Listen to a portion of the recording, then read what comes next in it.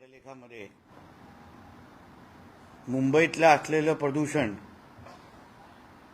याबद्दल एक अग्रलेख लिहून आमच्या सरकारवर आणि आमच्या नेतृत्वावर टीका केलेली आहे। मुंबईच्या वाढत्या प्रदूषणाबद्दल आमचं सरकार गंभीरतेने घेतच आहे किंवा गंभीर आहेतच आणि त्या बाबतीची उपाययोजना पण करून मुंबईकरांना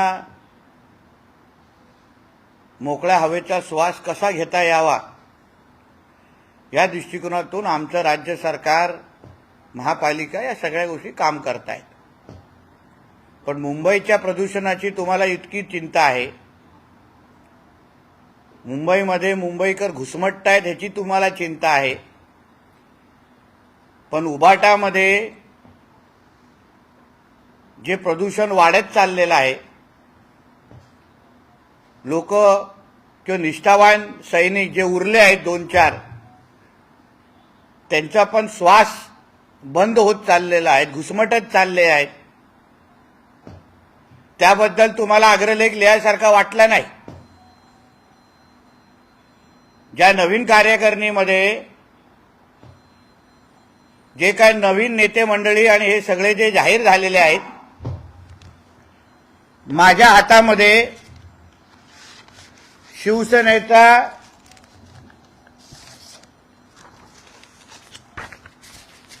मूळ शिवसेनेचा कॉन्स्टिट्यूशन आहे आणि त्या कॉन्स्टिट्यूशन मध्ये कार्यकारिणी कशी जाहीर करावी, कोणी जाहीर करावी याबद्दलचे काही नियम कायदे आहेत। आता नियमाच्या अनुसार अगर चालत असलो तर अशी घरात बसून मातोश्रीमध्ये बसून सामनामध्ये छापलेली कार्यकारिणी ही नियमबाह्य कार्यकारिणी आहे। अशा पद्धतीच्या कार्यकारिणीला शिवसेनेच्या मूळ या कॉन्स्टिट्यूशन मध्ये काही स्थान नाही।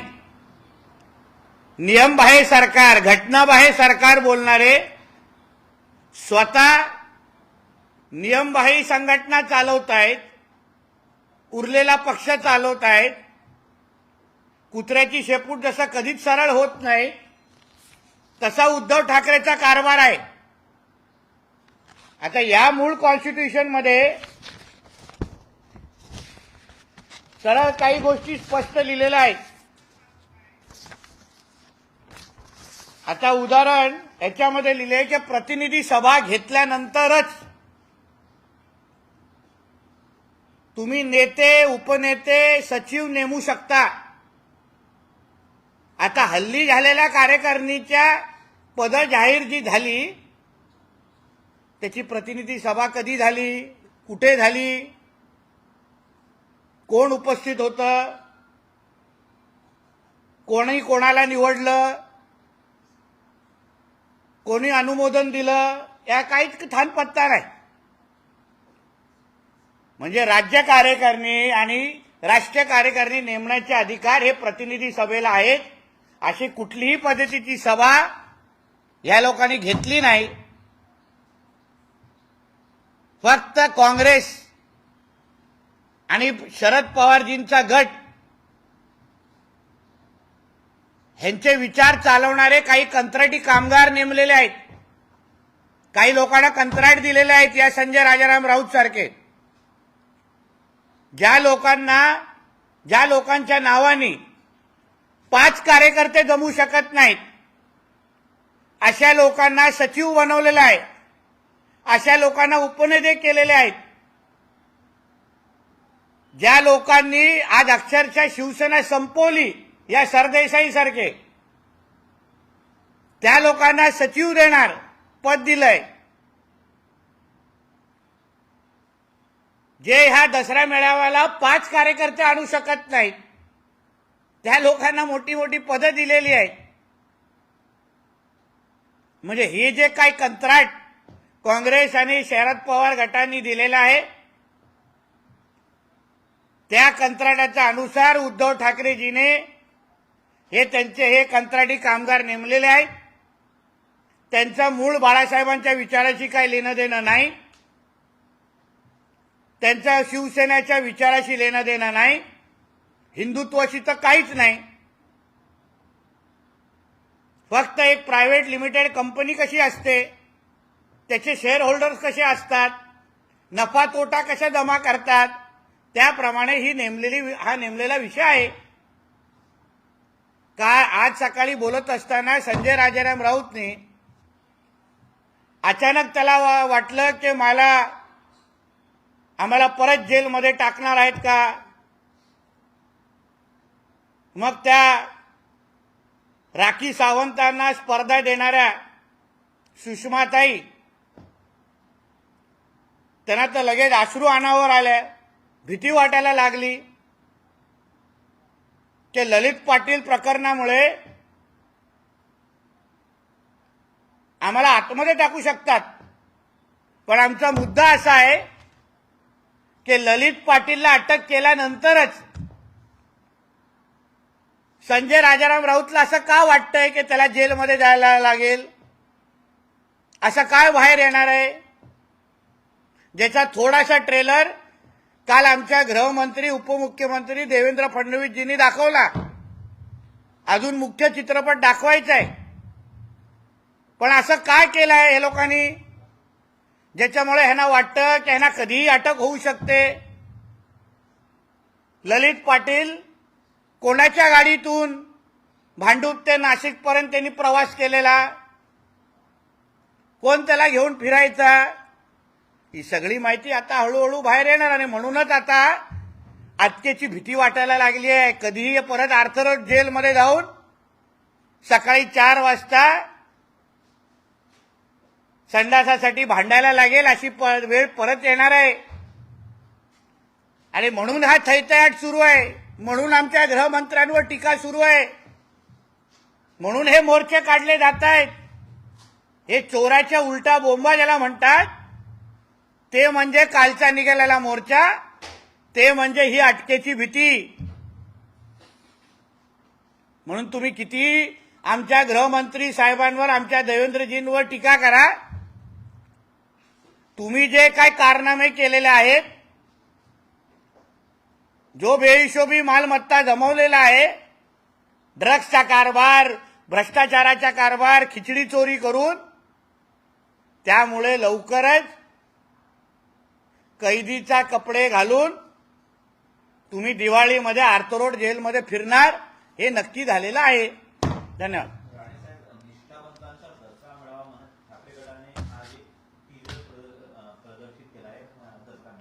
त्या टीझरमध्ये बाळासाहेबांचा काय आवाज बिवाज आहे का हो?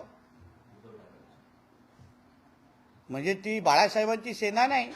मी एकनाथ शिंदे साहेबांचं टीझर पाहिलं, त्याच्यामध्ये तर थेट बाळासाहेब दिसत आहेत. म्हणजे उभाटा ह्याच्याशी बाळासाहेबांशी काही लेणं देणं नाही, हे स्वतः उद्धव ठाकरे म्हणतायत. आणि मग निष्ठावंतांना कार्यकारिणीमध्ये जागा दिली का? की मातोश्रीच्याच निष्ठावंतांना तिथे जागा दिली? मग खरे निष्ठावंत आज कार्यकारिणीचे बाहेर, आणि ह्यांच्या चपला आणि भांडी धुणारे हे कार्यकारिणीच्या आत. हे यांच्या निष्ठावंतांचं विश्लेषण.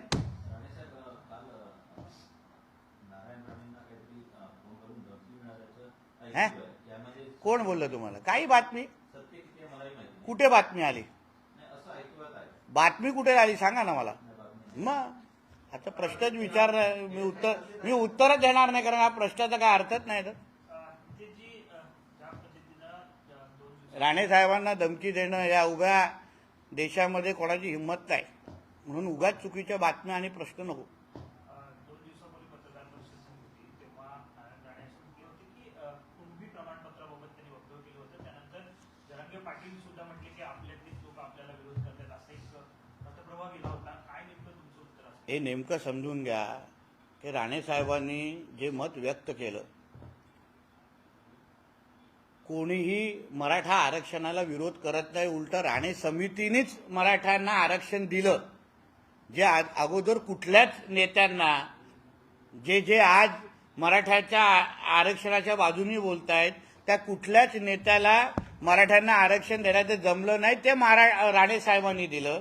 राणे साहेबांनी एवढंच सांगितलं की ज्याला जसं जात प्रमाणपत्र घ्यायचं त्यांनी तसं घ्यावं. कुणबींनी कुणबीच्या पद्धतीने घ्यावं, मराठ्यांनी घ्यावं, 96 कोळींना मराठ्यांना अगर पाहिजे असं ते घ्यावं, नाही पाहिजे असं तर नका घेऊ.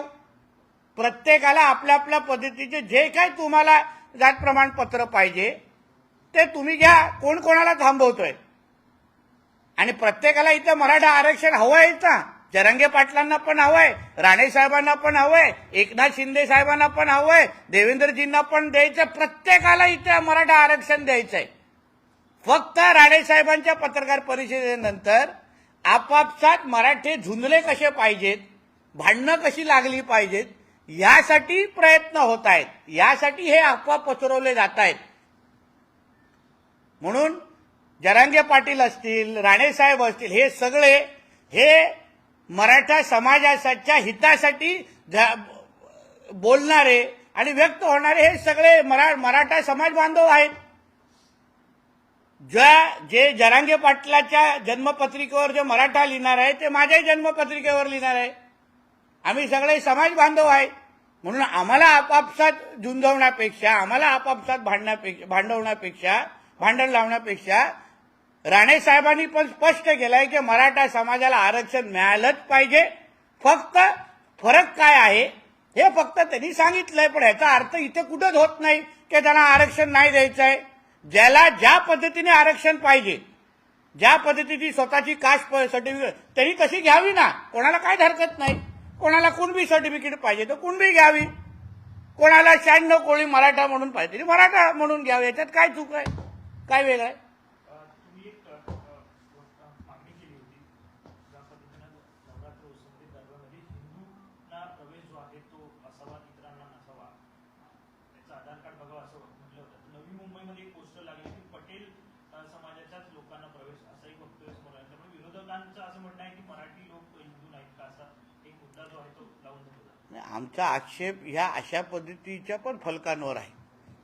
हिंदू म्हणून आपण हिंदुस्थानमध्ये, भारतामध्ये आपण हिंदू म्हणूनच जगलं पाहिजे. मग पटेल, मराठी, सिंधी, गुजराती हे कुठला एक दुसऱ्याला फरक न करता एक हिंदू म्हणून, कारण का आपल्या विरुद्ध होणारं आक्रमण हे जिहादींचं आक्रमण हे हिंदू समाजावर आहे. हे फक्त मराठीवर लोकांवर, फक्त पटेल लोकांवर असं नाही, हिंदू समाजावर होणारे आक्रमण आहे. म्हणून ते आक्रमणाच्या विरुद्ध अगर उभं राहायचं असेल तर अशा पद्धतीचे फलक लावू नये असं आवाहन मी माझ्या हिंदू बांधवांना करीन. रक्षा खडसे यांनी अशी खटखट व्यक्त केली की माझं नाव खडसे असल्यामुळे मला कुठेतरी भाजपमध्ये डावललं जाते. अगदी लोकसभेला काही महिन्यांचा कालावधी शिल्लक असताना त्या खासदाराचं असं वक्तव्य कसं पाहता? मी ते वक्तव्य ऐकलं नसल्यामुळे त्याच्याबद्दल मत व्यक्त करणं चुकीचं आहे. नाना पटोले असं म्हणतात की देवाच्या नावानं भाजपकडून पैशांची लूट सुरू आहे. देवाच्या नावाने पैशाची लूट सुरू आहे. अहो, भाजप जेवढं राम मंदिर असो किंवा आपल्या देवी देवतांसाठी जेवढं भाजप म्हणून आम्ही भारतीय जनता पक्षाचा प्रत्येक कार्यकर्ता एक राष्ट्रभक्त आणि हिंदुत्वादी कार्यकर्ता म्हणून जेवढं आम्ही आमच्या देवी देवतांचं संरक्षण करतो ना, तेवढं या काँग्रेस जनांना आयुष्यामध्ये 10 पिढ्या 10 जन्म घेतले तरी जमणार नाही. आणि आमच्या देवी देवतांचा अपमान करणाऱ्या जे जिहादी लोकांचं समर्थन हेच काँग्रेसवाले करतात, त्यांना मदत हेच काँग्रेसवाले करतात. जेव्हा ते महाराष्ट्राच्या कानोकोपऱ्यामध्ये अशा कुठल्याही केसेस होतात जिथे हिंदू देवी देवतांच्या विरोधात कोणी भूमिका घेणारे जे काही जिहादी असतात त्याला मदत करणारे हे काँग्रेस जन खूप जण आम्हाला ऐकायला भेटतात. म्हणून हिंदू द्वेष्टी लोकांनी, हिंदूंचा द्वेष करणाऱ्या लोकांनी कधी भारतीय जनता पक्षावर आणि संघावर अशी टीका करण्याची हिंमत करू नये. संजय राऊत पुन्हा एकदा असं म्हणतात की गृहमंत्री आणि त्यांचे इंटेलिजन्स जे आहे ते फेल आहे किंवा फेल्युअर आहे. गृहमंत्री साहेबांचं इंटेलिजन्स किती शार्प आहे की किती टोकाचं आहे हे काल त्यांना त्यांच्या पत्रकार परिषदेमधून संजय राजाराम राऊत आणि त्याच्या मालकाला कळलंच असेल. म्हणूनच काल रात्री झोपायसाठी उद्धव ठाकरेंना गोळ्या घ्यायला लागल्या असे आम्ही ऐकतोय, किंवा वाईनचा एक एक्स्ट्रा ग्लास काल लागला.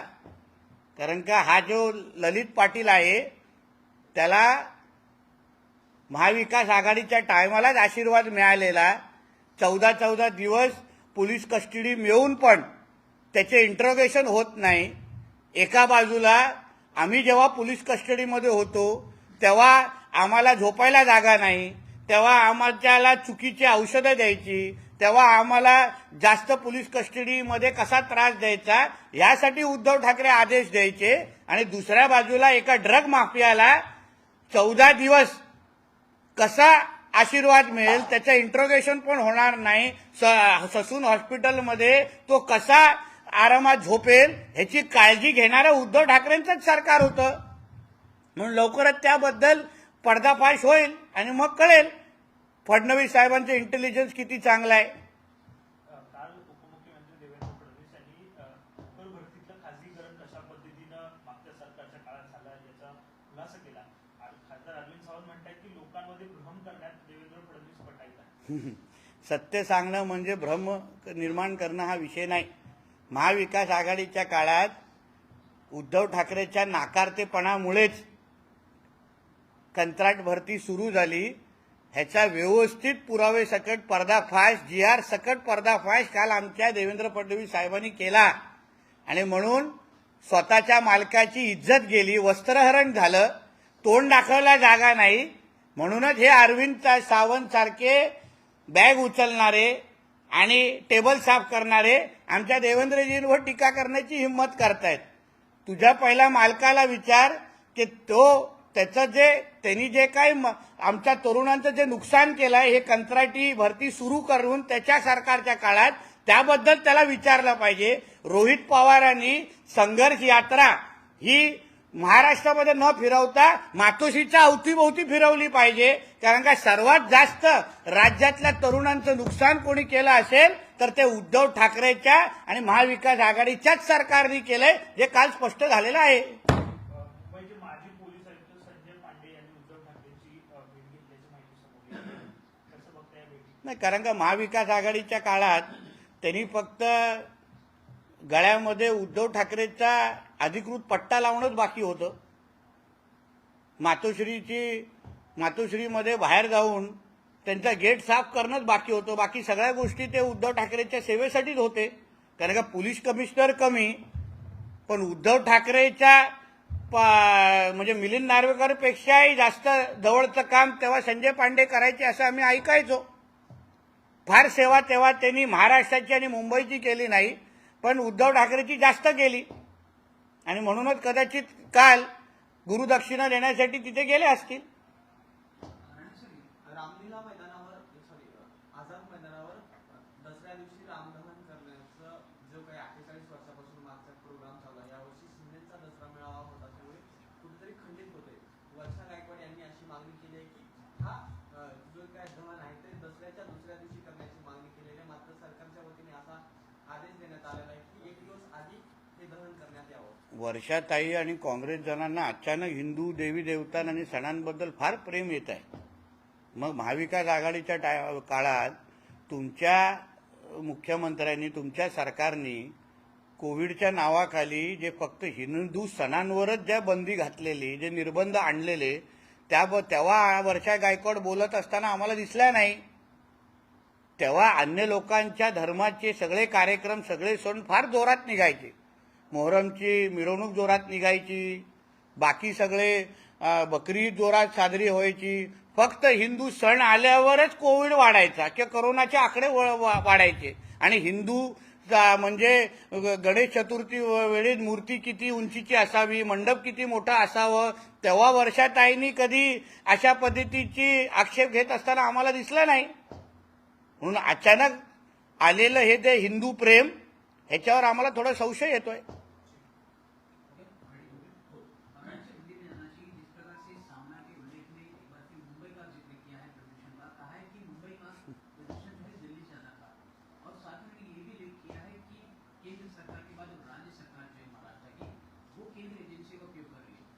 ऐसे है कि आज सुबह के सामना में जिस तरीके में मुंबई के प्रदूषण के बारे में लिखा है, मुंबई के प्रदूषण कम करने की जिम्मेदारी ये हमारे राज्य सरकार की पूरी तरीके से है. जितना काम आदित्य ठाकरे ने अपने नाइट लाइफ के प्रदूषण कम करने में जितना वक्त निकाला, उससे ज्यादा काम हमारी सरकार मुंबई के प्रदूषण कम करने के लिए काम कर रही है. इसलिए तो कल मुंबई के कमिश्नर ने, BMC कमिश्नर ने एक डिसीजन लिया है कि कोई भी कंस्ट्रक्शन के वक्त कितना अगर पोल्यूशन करता हो तो उसको परमिशन हम देंगे नहीं। ये काम आदित्य ठाकरे और महाविकास आघाड़ी के सरकार के वक्त हुआ नहीं ऐसा निर्णय। और संजय राजाराम राउत ने मुंबई के प्रदूषण के बारे में सोचने के पहले उनके जो कई बची हुई जो शिवसेना है जिसको उबाटा कहते हैं उसके अंदर जो बढ़ता हुआ जो प्रदूषण है, जिस तरीके से उनके जो कोई नए पोस्ट होल्डर्स को पद दिया गया है, नया नेता बनाए गए हैं, उपनेता बनाए गए हैं और उसके वजह से जो प्रामाणिक निष्ठावान शिवसैनिक है वो जो बड़े पैमाने पे नाराज हुए हैं। शिवसेना की घटना मेरे पास है, कॉन्स्टिट्यूशन मेरे पास है। कोई भी इस तरीके की कार्यकारिणी कमिटी प्रतिनिधि सभा रिप्रेजेंटेटिव मीटिंग लेने के सिवाय आप अपॉइंट कर सकते नहीं। ये शिवसेना का कॉन्स्टिट्यूशन कहता है जो मेरे आज हाथ में है। अगर शिवसेना के कॉन्स्टिट्यूशन में अगर इस तरीके की परमिशन नहीं तो ये सारा इलीगल काम चल रहा है उबाटा के नाम पे। तो संजय राजाराम राउत ने पहले उसके उबाटा में जो चालू हुआ जो प्रदूषण है वो कम करना चाहिए, फिर मुंबई की जिम्मेदारी और महाराष्ट्र की जिम्मेदारी हम पे छोड़ दो, उसके लिए आपकी जरूरत नहीं है हमको।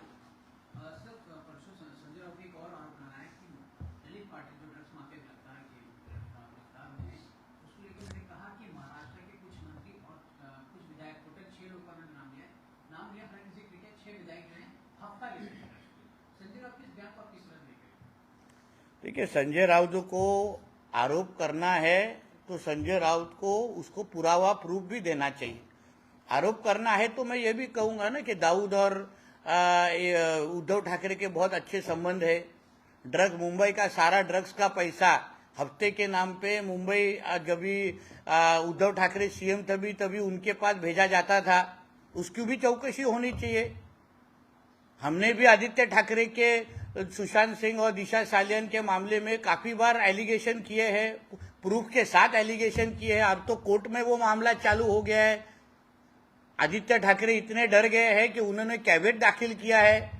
और मेरी ये भी मालूमात है जिसको आप क्रॉस चेक करो कि दसरा के बाद आदित्य ठाकरे शायद देश छोड़ के जा सकते हैं अरेस्ट को टालने के लिए, क्योंकि उनको डर है कि सुशांत सिंह और दिशा सालियान के मामले में उनको अरेस्ट हो सकती है। इसे दसरा मेलावे के बाद उनकी फ्लाइट की टिकट तैयार रखी गई है ताकि वो देश छोड़ के जा सकते हैं, क्योंकि उनको डर है कि जिस एंगल से वो कोर्ट में केस चालू है उनको कल अरेस्ट हो सकता है।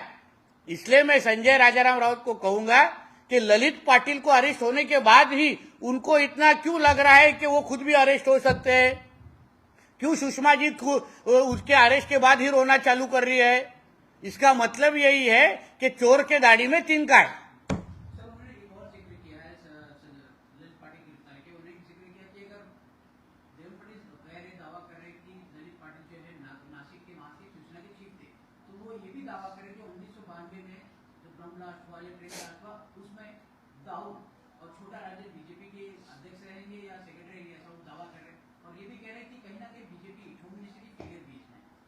संजय राउत जी ने जो 93 बॉम्ब ब्लास्ट के बाद जो दाऊद और छोटा शकील और अबू सालेम का जो नाम लिया है, उसका सही उत्तर अगर उनको ढूंढना हो तो तभी सेंट्रल गवर्नमेंट ने एक वोरा कमेटी रिपोर्ट निकाली थी। उस वोरा कमेटी रिपोर्ट में सब कुछ सच्चाई लिखी है जो संजय राउत ने पढ़नी चाहिए कि बॉम्ब ब्लास्ट में दाऊद के साथ किसके संबंध थे, कौन से कांग्रेस के लीडर दाऊद के टच में थे, किसको फोन कॉल आते थे। ये सारी की सारी मालूमात वोरा कमेटी के रिपोर्ट में है, जिसको संजय राउत ने पढ़ना चाहिए और फिर हमारे बीजेपी के लीडर्स के ऊपर आरोप करना चाहिए।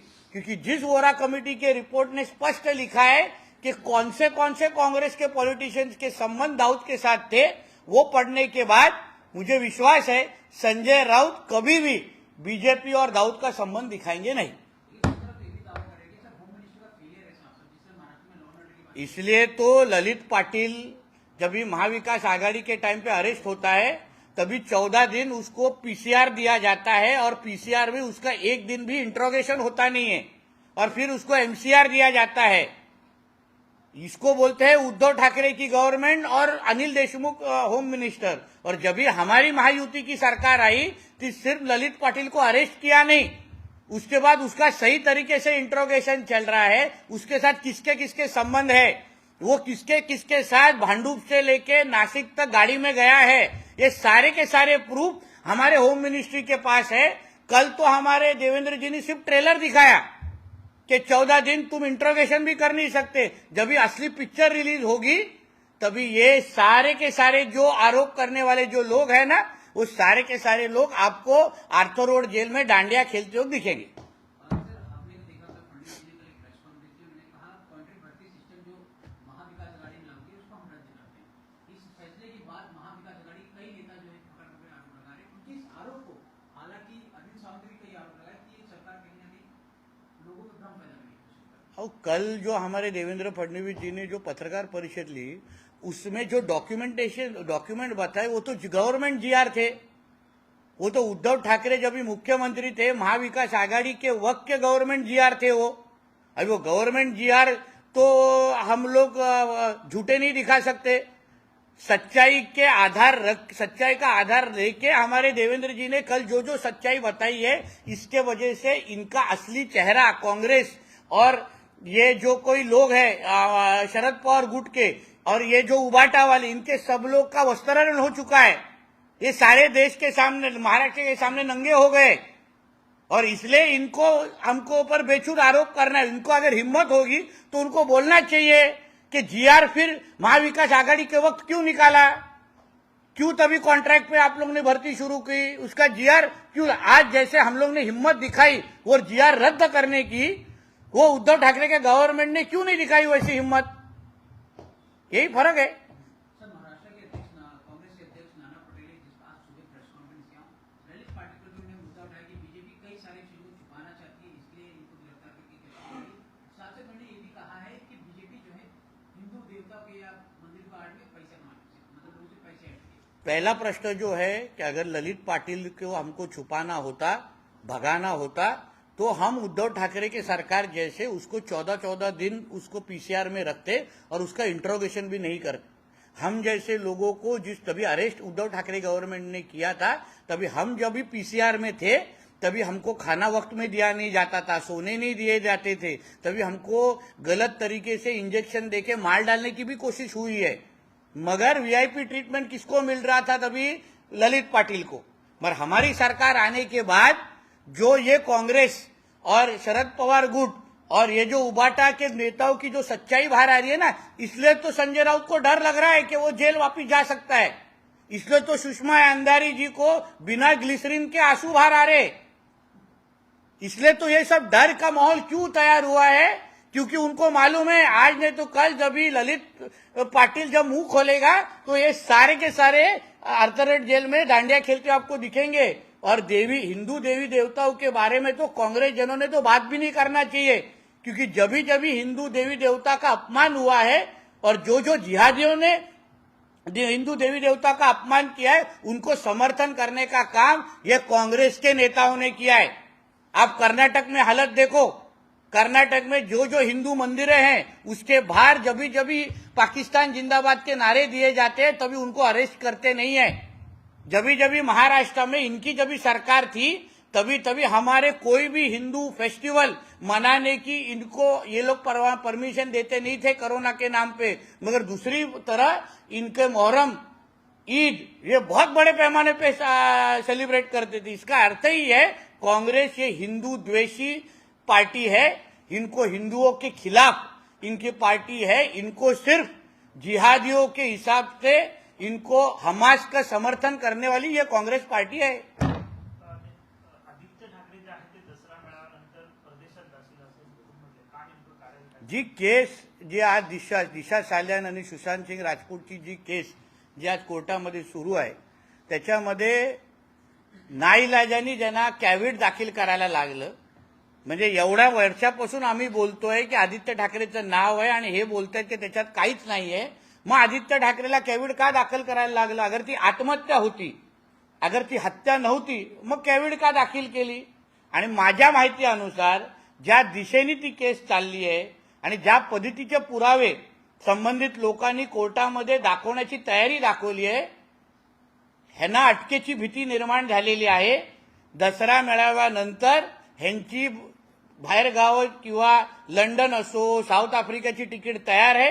हे कधीही देश सोडून जाऊ शकतो आदित्य ठाकरे, अशी माहिती माझ्याकडे आहे. सर एक और सवाल आना चाहिए। मुंबई में कल देखा हमने फिलिस्तीन के सपोर्ट में फिलिस्तीन फ्री हो इस तरह का नारा मुंबई में दिया गया। हालांकि हम देख रहे हैं सरकार ने प्रधानमंत्री की तरफ से इजराइल के समर्थन की बात की, शरद पवार ने इसको लेकर विरोध किया।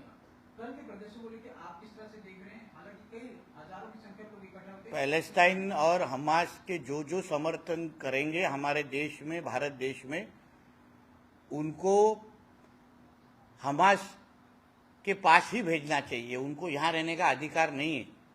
अगर इस तरीके के विरोध के प्रदर्शन कहीं भी होते रहेंगे तो उनको वापस अपने घर पे दो पैरों पे जाने नहीं देना चाहिए.